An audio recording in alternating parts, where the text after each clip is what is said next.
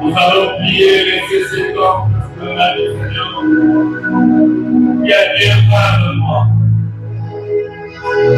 Alors, le serment de Dieu pour le mal du Seigneur, nous regardons elle, parler des choses venant de Dieu.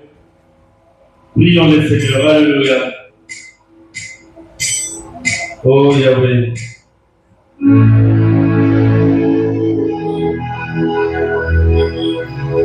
Nous avons besoin de toi, Seigneur. Nous voulons écouter ta parole.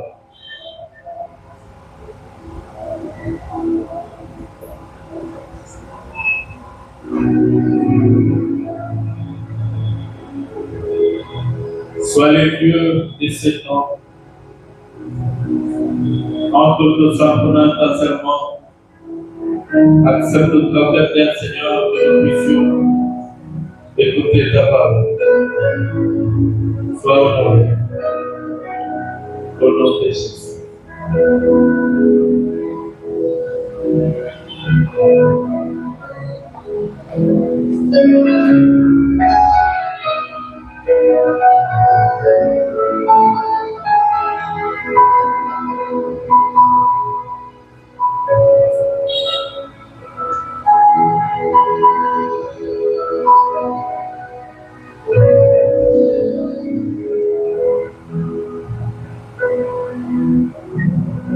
Père de grâce, nous te disons merci, toi qui permets ces moments.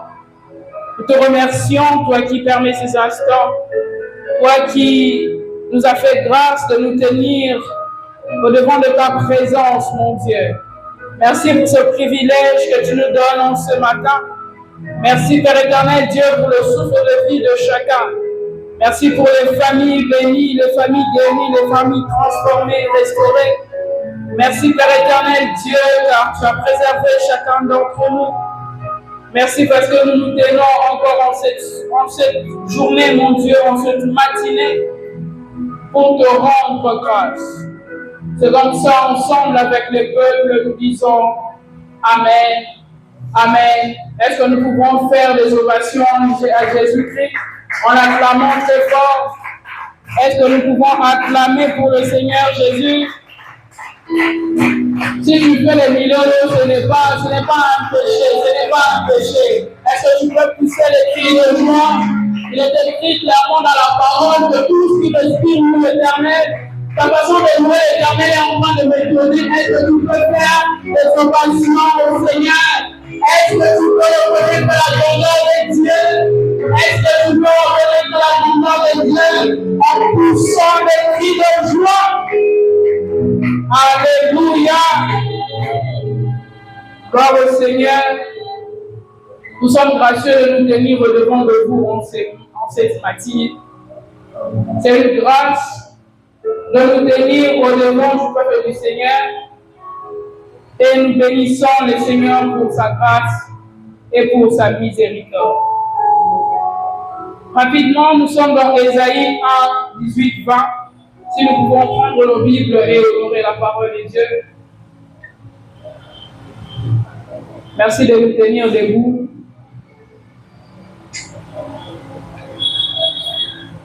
Père de grâce, nous te confions ces moments. Merci de prendre place, que le nous disparaisse et que le toi apparaisse, mon Dieu. Sois celui qui veille à nos compréhensions, sois celui qui veille à nos mots, sois celui qui veille à notre attention. Sois le Dieu qui commence, qui sera parmi nous comme Emmanuel et qui achève avec nous. Sois le Dieu en qui nous trouvons solution encore en cette matinée. Au nom puissant de Jésus. Ésaïe 1, 18 à 20, j'ai lu au nom de Jésus. Je disais au nom de Jésus. Venez et plaidons, dit l'Éternel. Si vos péchés sont comme le cramoisi, ils deviendront blancs comme la neige. S'ils sont rouges comme la pourpre, ils deviendront comme de la laine. Si vous avez de la bonne volonté et si vous êtes docile, vous mangerez les meilleures productions du pays. Mais si vous résistez et si vous êtes rebelles, vous serez dévorés par le glaive, car la bouche de l'Éternel a parlé. J'aimerais qu'on prenne ça dans la version parole de vie. C'est dans cette version que je veux mieux m'exprimer. Le Seigneur dit, venez, nous allons discuter. Même si vos péchés ont la couleur du sang, ils prendront la couleur du lait. S'ils sont rouges comme le feu, ils deviendront aussi blancs que la neige. Si vous acceptez d'obéir, vous pourrez manger les bonnes choses du pays. Mais si vous refusez, si vous continuez à vous révolter contre moi, l'épée vous dévorera. Voici ce que le Seigneur affirme. Parole du Seigneur, est-ce que nous pouvons encore acclamer pour le Seigneur Jésus? Gloire à Dieu, nous pouvons reprendre nos places. Venez et plaidons. Tel est le thème de cette matinée. Tel est le thème de ce dimanche. Venez et plaidons. Dans Ésaïe, à partir du début, le prophète fait des visions qui sont en rapport avec la situation chaotique qu'est traversée le peuple de Dieu, le peuple d'Israël. Un peuple qui s'était révolté, un peuple qui était devenu détaché de Dieu, qui commençait à détourner le regard vers autre chose. Un peuple qui n'obéissait plus pleinement à Dieu. Mais Dieu permet que son serviteur Ésaïe puisse faire une vision où il entendait aussi clairement Dieu parler. En ce texte, qui est le premier texte d'Ésaïe, ce n'est pas Ésaïe qui est en train de parler, mais il y a une précision. C'est le Seigneur lui-même qui est en train de parler. J'aimerais annoncer en cette matinée que c'est le Seigneur lui-même qui sera en train de te parler. C'est le Seigneur lui-même qui se charge d'apporter les messages. Je ne suis qu'un faible instrument, mais c'est le Seigneur lui-même qui veut te faire comprendre quelque chose ce matin. Amen. Venez et plaidons. Lorsque nous voyons les deux verbes conjugués, ce sont des verbes conjugués à des personnes différentes. Dieu commence à dire venez. C'est-à-dire que lui est déjà positionné à une certaine place et il ne fait qu'attendre notre pas vers lui. Lui est déjà assis sur son trône plein de gloire, mais il attend que nous fassions les pas. Dieu est déjà placé quelque part en attendant que nous puissions venir. Ce n'est pas le seul texte que le Seigneur est en train d'inviter l'homme vers lui. Il y a aussi le texte dans Matthieu qui est en train de dire « Venez à moi, vous tous qui êtes fatigués et chargés, et je vous accorderai du repos. » Vous aurez du repos au moment où vous allez venir à moi. Et ici, le Seigneur est en train de dire, venez et plaidons. Quand on parle de plaider, ça touche le caractère du droit. Plaider veut dire quoi? Plaider, c'est le travail que fait un avocat pour son client. C'est un échange que cet avocat-là fait en faveur de son client. Plaider, c'est défendre une cause, défendre une opinion. En allant plus loin, plaider, c'est intercéder. Plaider, c'est intercéder. Oh, je t'annonce la bonne nouvelle en ce matin, c'est que dans cette plaidoirie, si je veux dire ça comme ça, c'est que dans ce tribunal ou ce procès, tu n'es pas seul. Tu es accompagné de Dieu lui-même. Alléluia. il dit venez et plaidons. Dans la version parole de vie, il est écrit venez, nous allons discuter. Dieu nous donne l'occasion d'échanger avec lui. Dieu nous donne l'occasion d'avoir une discussion avec lui. Le Seigneur n'a pas dit venez et parlez. Il a dit venez et plaidons. Donc vous faites le pas vers lui pour que vous puissiez vous associer avec lui. Alléluia.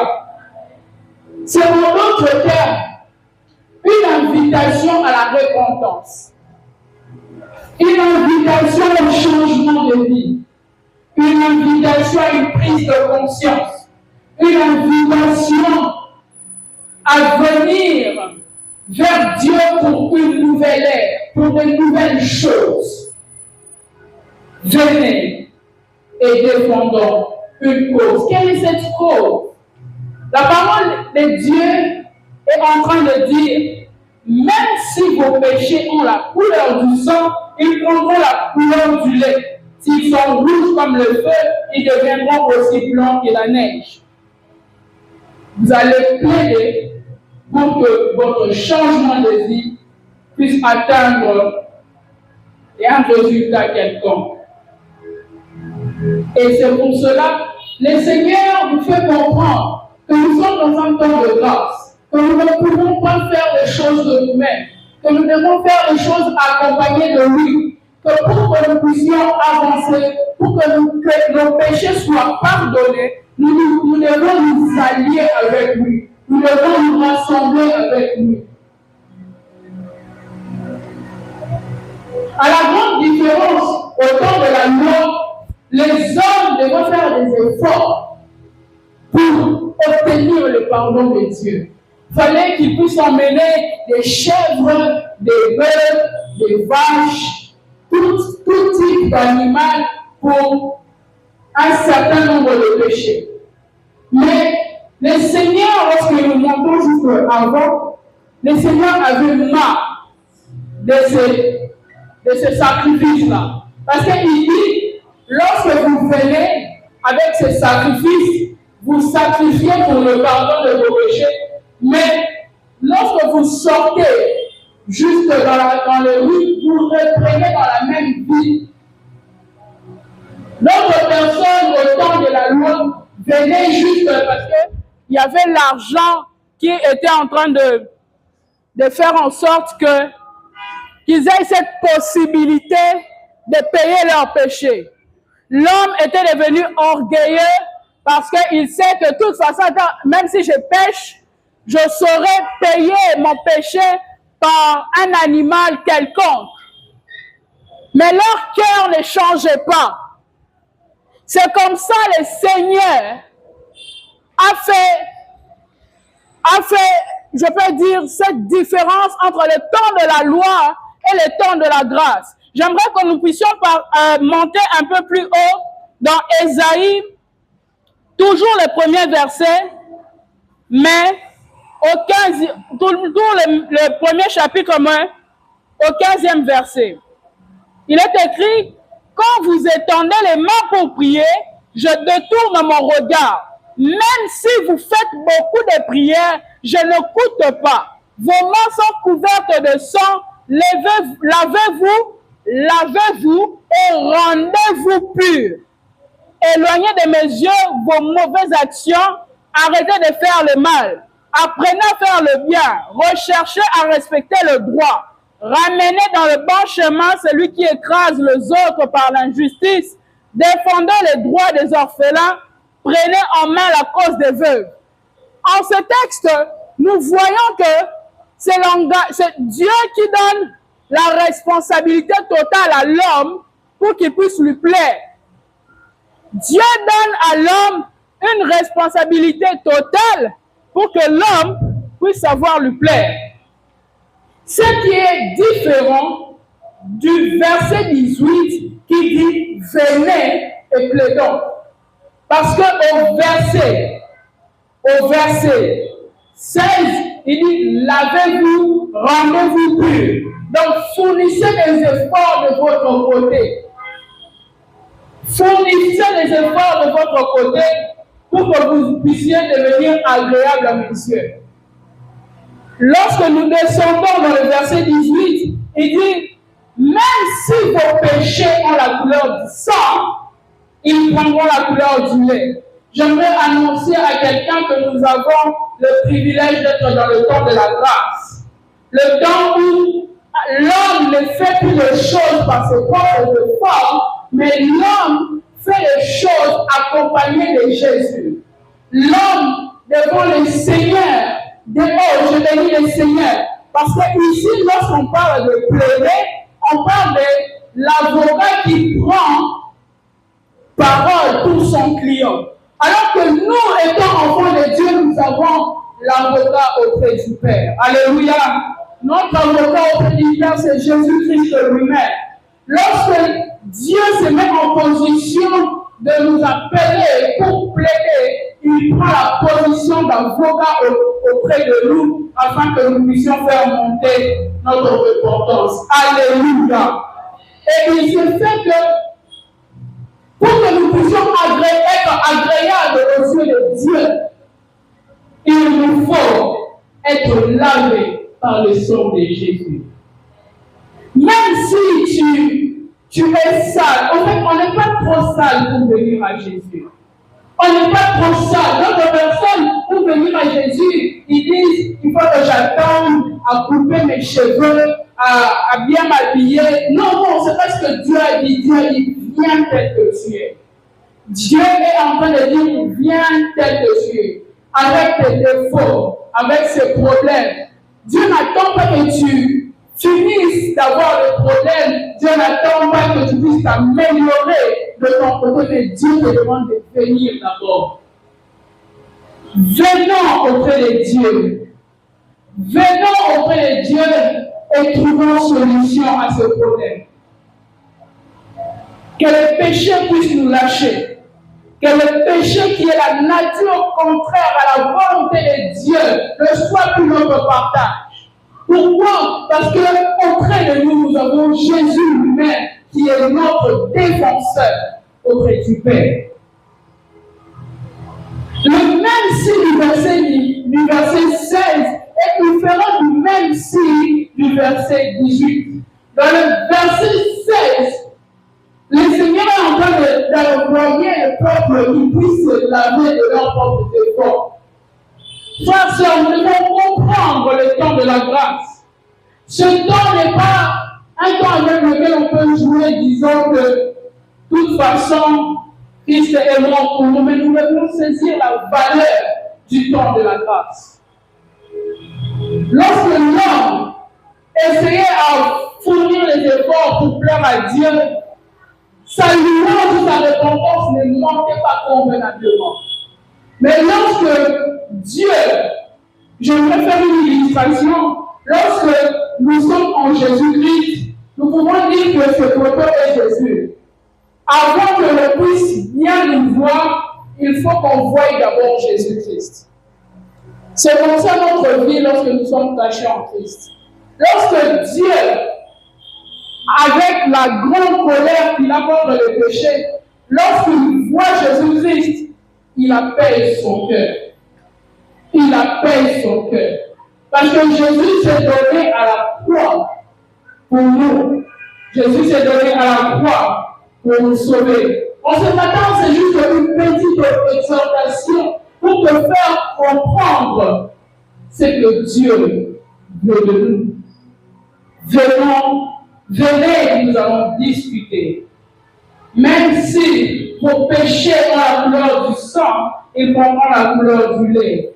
Tu n'as pas besoin d'être devenir, je ne sais pas, connaisseur de la Bible, de quelle façon pour venir à Dieu. Dieu te demande de venir tel que tu es. Alléluia. Le verset est en train de toujours continuer. La Bible est en train de dire, si vous acceptez de payer, vous pourrez manger les bonnes choses du pays. Mais si vous refusez, si vous continuez à vous révolter contre moi, l'épée vous dévorera. J'aimerais prendre ça dans la version Louis II. qui dit, si vous avez de la bonne volonté et si vous êtes docile, vous mangerez les meilleures productions du pays. Mais si vous résistez, si vous êtes rebelle, vous serez dévorés par les glaives, car la bouche de l'Éternel a parlé. Ici, on parle de la bonne volonté. C'est quoi la bonne volonté? La bonne volonté ne peut sortir que de bonnes personnes. Le Seigneur nous demande à être ces personnes qui sachent poser les bonnes actions. Le Seigneur veut en sorte que nous puissions poser les bonnes actions. Que nous ne puissions pas être seulement des chrétiens de la bouche, mais que nous soyons aussi des chrétiens du cœur. Que nous ne soyons pas seulement ceux qui viennent à l'église, mais que nous soyons réellement des enfants de Dieu. En prenant soin des orphelins, en prenant soin des veuves, en prenant soin de ceux qui sont dans le monde, en prenant soin de ces personnes qui sont dans des difficultés, en étant des solutions aux problèmes des personnes. Ayons la bonne volonté, même au-dedans de l'Église. Soyons nous-mêmes les premiers partenaires de l'Église. C'est étonnant de voir qu'au XXIe siècle, on va encore se tenir debout pour parler des choses qui ont été écrites il y a tant d'années. La Bible est claire. Le premier partenaire de l'Église, c'est l'Église lui-même. C'est étonnant de voir que l'homme de Dieu, le pasteur, le berger, celui qui conduit l'Église, se tenir pour demander, je donne un exemple, l'argent d'un papier mouchoir. Nous-mêmes, nous devons être ces personnes animées de bonne volonté pour que l'Église de Christ ne soit pas insultée. Nous devons être nous-mêmes des personnes qui sachons regarder ce qui va ou ce qui ne va pas et être la solution aux problèmes de notre Église. Nous ne devons pas attendre toujours qu'un communiqué puisse passer, qu'il puisse avoir, je ne sais pas, une récolte pour donner. Nous pouvons donner de notre temps à Dieu. Nous pouvons donner de notre énergie à Dieu. Beaucoup attendent que les hommes de Dieu, les serviteurs de Dieu viennent vers eux pour le proposer, pour que tu ne sers pas l'Église. Ça doit d'abord émaner de toi-même. Si, je donne un exemple, un serviteur de Dieu t'approche pour te demander mais pourquoi tu ne sers pas l'Église? Tu vas dire, bon, je veux commencer à servir alors. On te met dans ce département-là, mais lorsque, au-dedans de toi, il n'y a pas la bonne volonté, tu vas devenir une occasion de chute, même pour ce département-là. La bonne volonté est une décision personnelle. La bonne volonté, on ne la pousse pas. C'est une décision qui vient du cœur. Lorsqu'on a la volonté de bien faire les choses se feront bien. Lorsqu'on a la volonté que les choses puissent progresser, les choses puissent évoluer, quand c'est fait avec cœur, il y a toujours une différence. Quand c'est quelque chose pour faire par formalité, c'est ça, mais ce n'est pas trop ça. Ce que j'aime avec Dieu, Dieu sait voir même dans nos cœurs. Certainement, nous les hommes, on va dire, ah, il a bien fait. Or, Dieu peut voir que c'est une formalité qui est en train d'être remplie, mais ce n'est pas un service des cœurs. Je vous exhorte ce matin, soyons des personnes animées de bonne volonté. Soyons des personnes animées de bon cœur. Soyons nous-mêmes les premiers acteurs au-delà de l'Église. N'attendons pas toujours un certain programme pour aller évangéliser, pour intercéder, pour avoir le temps de prière, pour avoir les nuits de prière. L'espace est tellement grand que je peux venir une nuit juste pour prier pour tes frères et sœurs de l'Église. Mais nous ne le faisons pas. parce que cette bonne volonté nous manque. Si cette bonne volonté n'était pas en toi, je prie le Seigneur Jésus pour qu'on ce matin, cela devient ton partage. Tu me donnes un amen et cela devient ton partage. Tu me donnes un amen et cela devient ta vie. Alléluia. La parole est en train de dire, si vous avez de la bonne volonté et si vous êtes docile. Être docile, c'est juste être obéissant. Être soumis à une autorité. Être soumis à un système. Être soumis à une divinité. Être soumis à quelque chose. Être obéissant. Mais nous, notre obéissance ne sera pas comme l'obéissance du monde. Où lorsque l'on obéit juste quand la personne est là. Et lorsque la personne tourne le dos, on commence à dire de mauvaises paroles se mêlent. Ce n'est pas ça l'obéissance. Ça, c'est juste de l'apparence. Lorsqu'on est obéissant, d'ailleurs, la vraie preuve de l'obéissance, c'est lorsque la personne à qui tu obéis n'est pas là. Même les parents peuvent me témoigner en disant que lorsque, par exemple, je dis, lorsque je ne suis pas là, que personne ne touche la télécommande, les enfants dans leur tête vont se faire à l'idée que papa ou maman avait dit qu'on ne touche pas la télécommande. Il ne faut pas toujours que papa ou maman soit à côté de cette télécommande-là pour que l'enfant puisse obéir. Même à l'absence du parent, cet enfant aura toujours en tête qu'il ne faut pas toucher à la télécommande.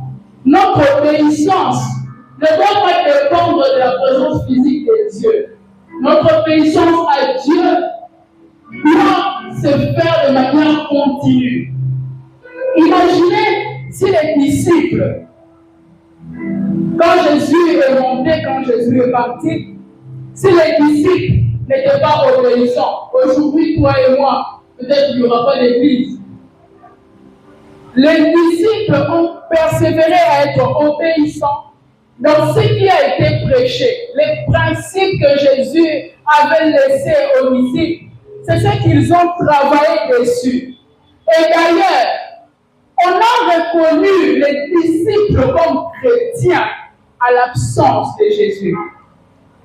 On a reconnu que les disciples étaient chrétiens. On les a appelés chrétiens quand Jésus était déjà parti.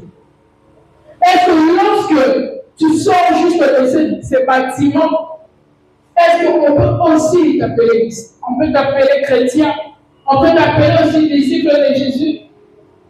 Est-ce que la même sœur qui a la facilité de souiller les chaises ou de souiller les carreaux, je ne sais quoi faire, a la même humilité, la même soumission chez elle à la maison? Est-ce que les frères qui aiment bien faire les choses à l'église a la même façon de faire aussi dans son travail, la même façon de faire à la maison? Soyons des chrétiens, pas des chrétiens de l'église, mais soyons des chrétiens qui sont répandus dans le monde. Soyons des chrétiens à l'intérieur de l'église, soyons des chrétiens en dehors de l'église. Soyons réellement des modèles qui pousseront. Ce qui m'étonne dans ce texte, c'est que ce ne sont pas des prophètes qui ont vu que les disciples étaient les chrétiens. On dit les gens de la ville d'Antioche. C'était juste par l'attitude des disciples que les gens de la ville d'Antioche ont dit que ces personnes, ce sont des chrétiens. Ces personnes, ce sont des chrétiens. On a su reconnaître leur chrétienté par leur obéissance aux principes et à la prédication qu'avait donnée Jésus. Alléluia. Jésus lui-même a été obéissant.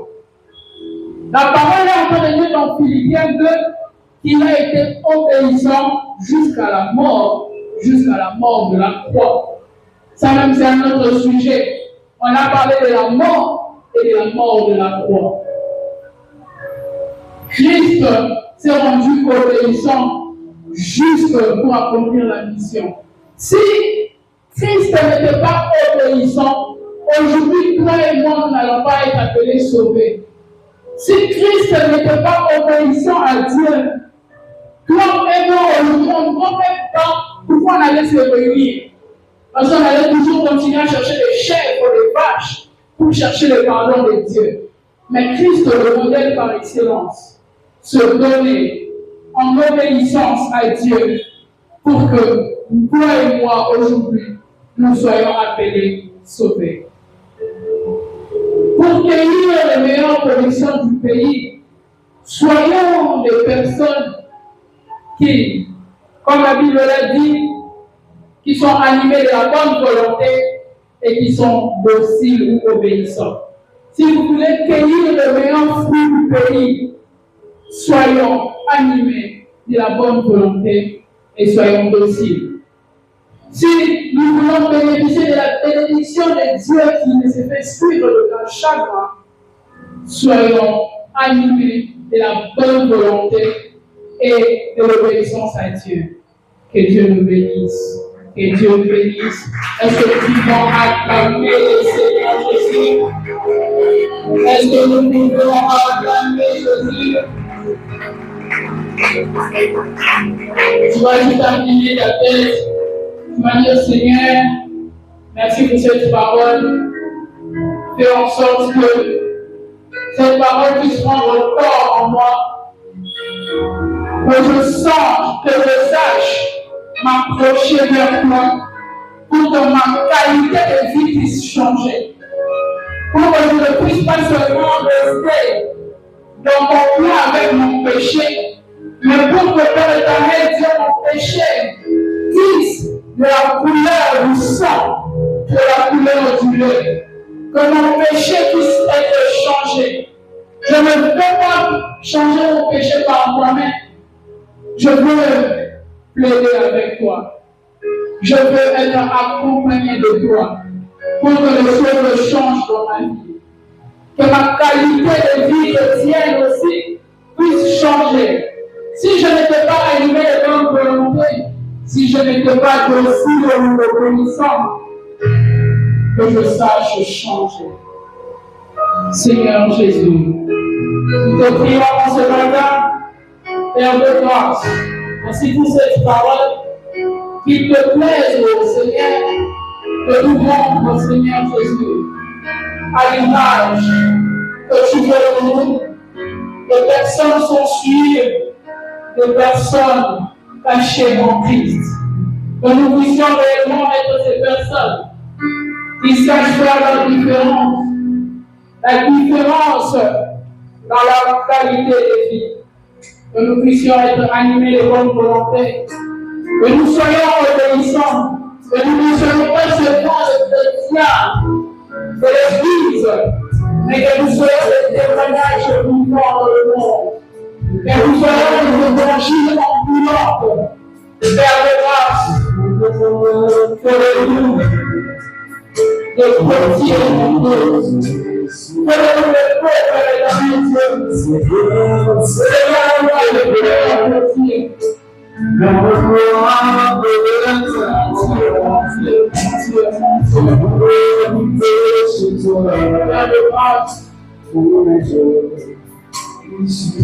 Est-ce que quelqu'un peut se repentir et demander au Seigneur de le pardonner de tout le mal qu'il fait, toutes ces choses qu'il n'arrive pas à contrôler, que le Seigneur en ce matin puisse l'aider à maîtriser ses discours? Est-ce que tu peux prier? Est-ce que tu peux prier?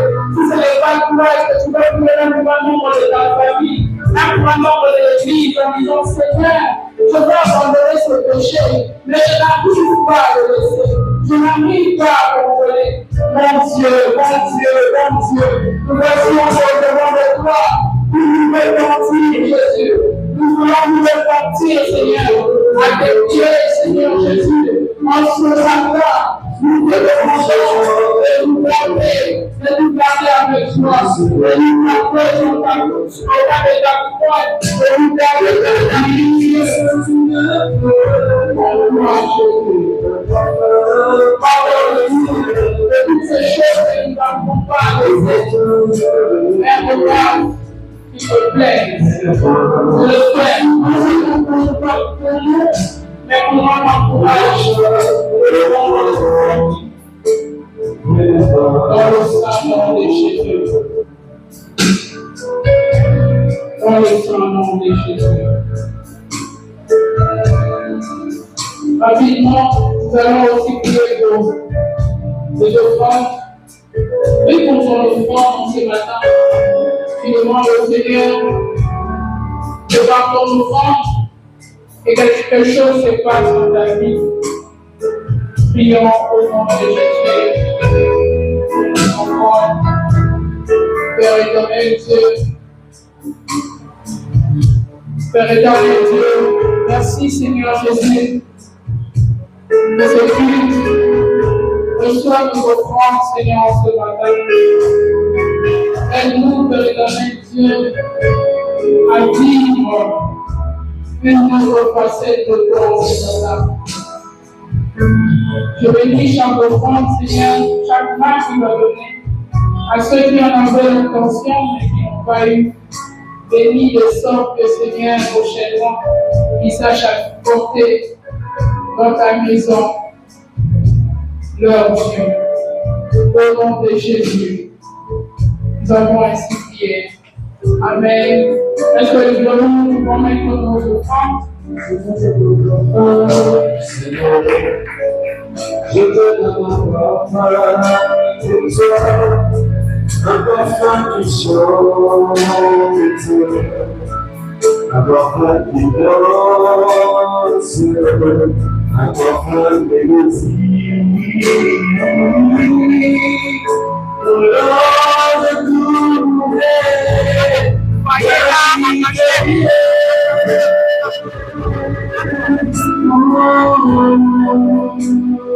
Nous profitons de demander aux personnes qui ont l'engagement, qui ont depuis l'engagement du groupe, de venir s'avancer.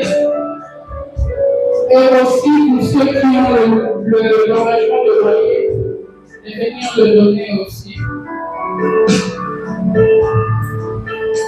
Nous profitons pour dire que la jeunesse a 4 vendredis.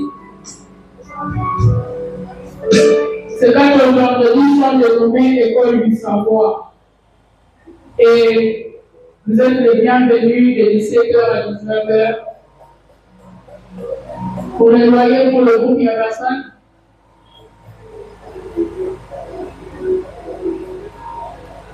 Il n'y a personne. Gloire au Seigneur, est-ce que tout le monde acclame pour le Seigneur Jésus? Amen.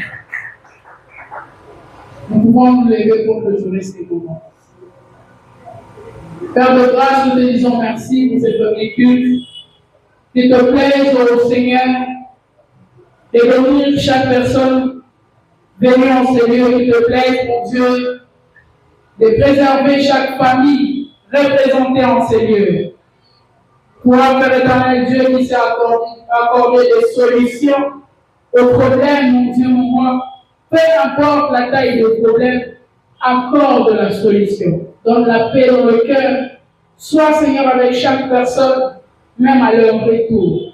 Sois les dieux de leur vie, sois les dieux de leur famille, sois les dieux de leur travail, sois les dieux de leur commerce, sois les dieux de leurs enfants, sois les dieux de leurs petits-enfants, sois les dieux de leur étude, sois les dieux de leur cœur. Qu'il te plaise, mon Dieu, de préserver tout un chacun de tout incident et accident. Fais grâce, mon Dieu, de sorte que nous puissions te glorifier en nous voyant encore en semaine dans le sang précieux et glorieux nom de Jésus.